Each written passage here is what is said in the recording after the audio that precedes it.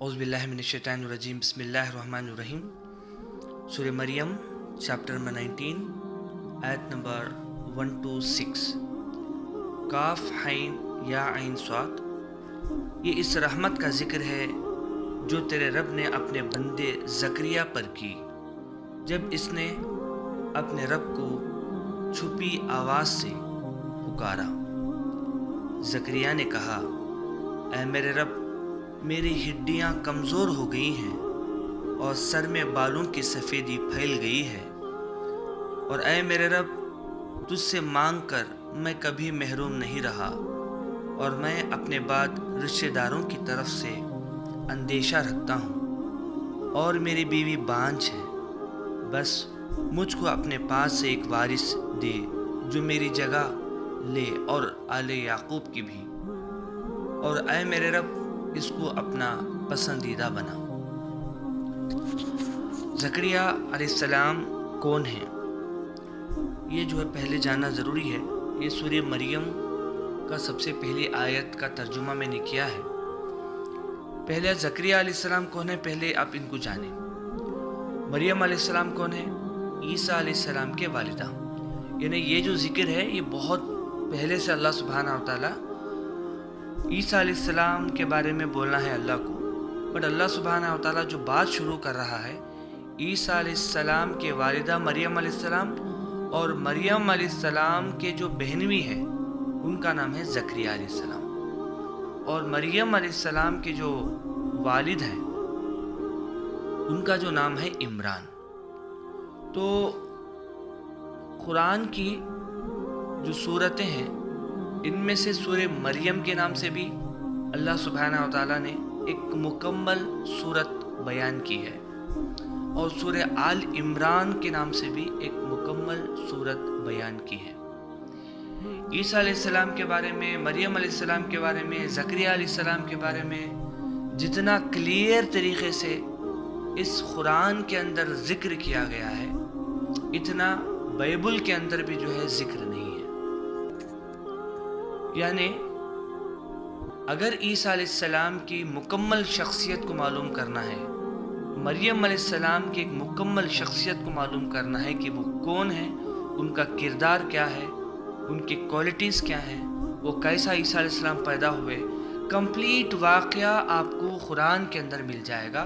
और आप कोई भी किताब उठा के देखो रिलीजियस, इतनी जो है डिटेल एक्सप्लेनेशन नहीं मिलेगा।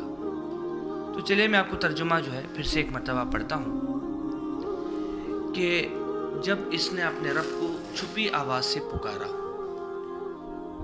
ज़करिया अलैहिस्सलाम जो है मरियम अलैहिस्सलाम की जो है बहन भी थे, जैसे मैंने कहा, यानी उनके बहन के हस्बैंड थे। अब रहा मसला कि मरियम अलैहिस्सलाम के जो वालिद साहब थे वहाँ का जो हैकल है उसके जो है ज़िम्मेदार थे।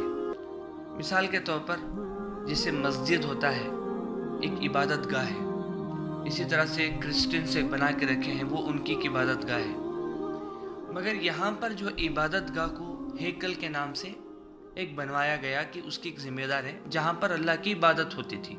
लोग बाद में उसके अलग अलग नाम रख दिए हैं, मगर जहाँ पर साफ़ सुथरी जगह, जहाँ पर गुनाह नहीं होता, जहाँ पर लोगों की खिदमत होती है, जहाँ पर लोगों की फ़िक्र होती है, जहाँ पर लोगों के फ़ैसले होते हैं, और जहाँ पर सबकी प्रॉब्लम को सॉल्व करने के बारे में सोचा जाता है, यानी सारी जो चीज़ें हैं वो इबादत गाह है।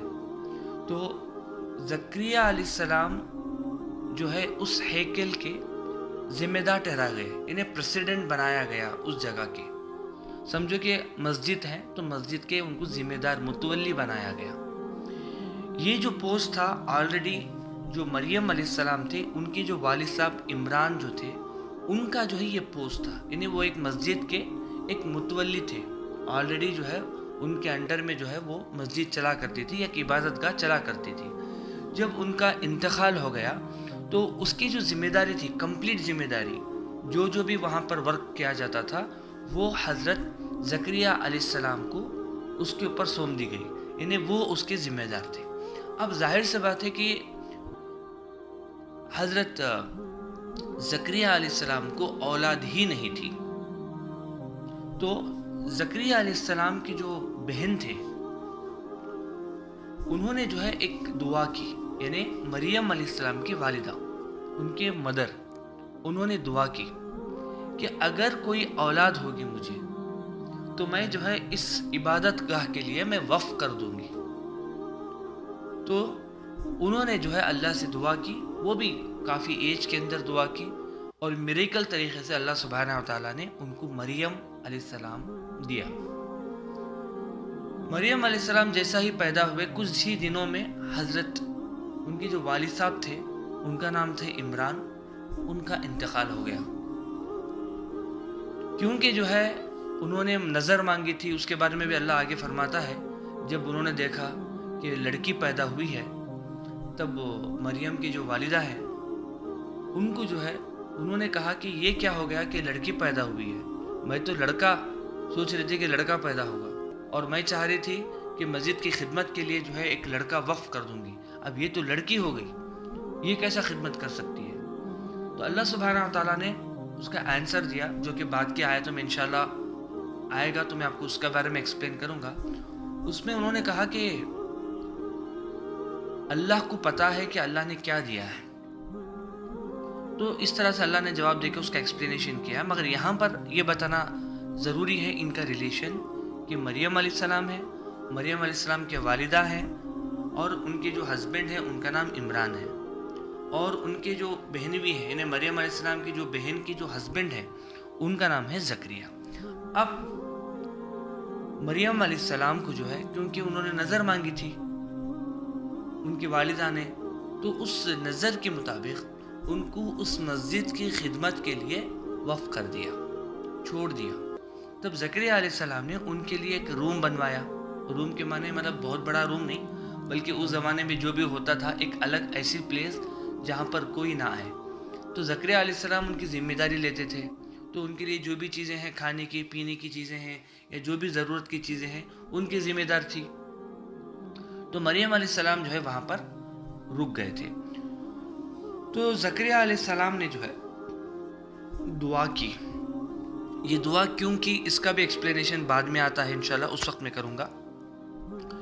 اور دعا کی تو چھپی ہوئی آواز سے کی۔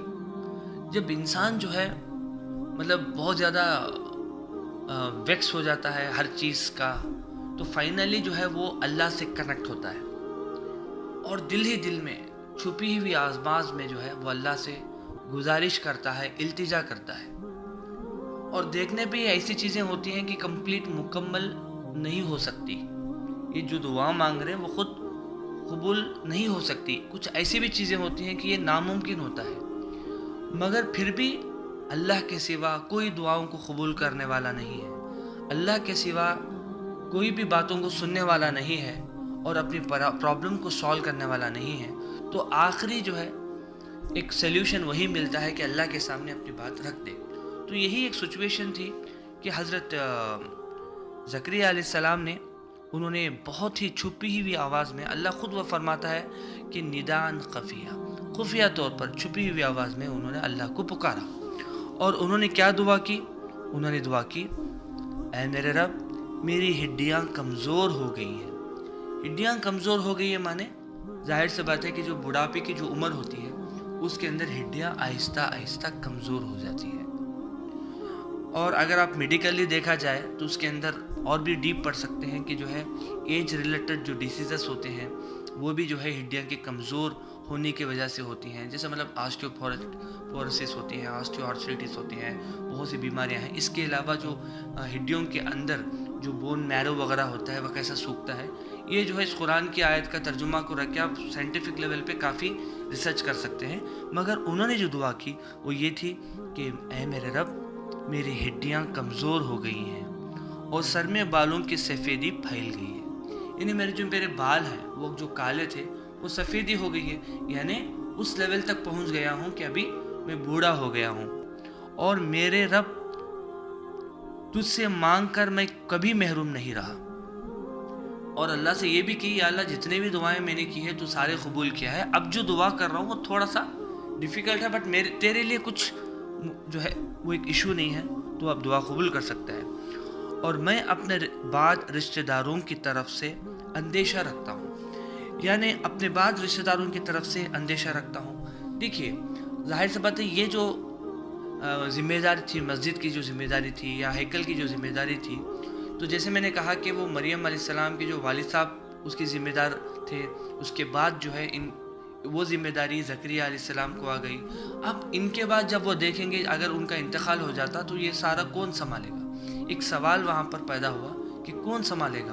तो उनको कहीं से भी उनके रिश्तेदारों में जो है एक अच्छा शख्स नहीं मिला कि वो कंप्लीट जो है ज़िम्मेदारी उनको सौंप के उनका जो है अगर इंतकाल हो जाता तो जो है वो डर के बगैर जो है वो इंतकाल हो सकता था। मगर उन्होंने जो है ये भी दुआ में शामिल की कि या अल्लाह कि मेरे बाद मुझे लगता है कि कोई भी जो है यहाँ पर ये ज़िम्मेदारी लेने के लिए तैयार नहीं है और मेरी बीवी बांझ है, यानी मुझे भी औलाद नहीं है। अगर इंशाअल्लाह अगर मेरी औलाद होती तो ज़ाहिर सी बात है ये जो कंप्लीट जो सिस्टम हमने बनाया है, जहाँ पर लोगों की खिदमत हो रही है, जहाँ पर लोगों की इबादत हो रही है, वहाँ पर हम जो है किसी के ज़िम्मेदार में अंडर में जो है ये कंप्लीट जो है ये सिस्टम को हम दे दें। तो उन्होंने दुआ की कि मेरी बीवी बांझ है।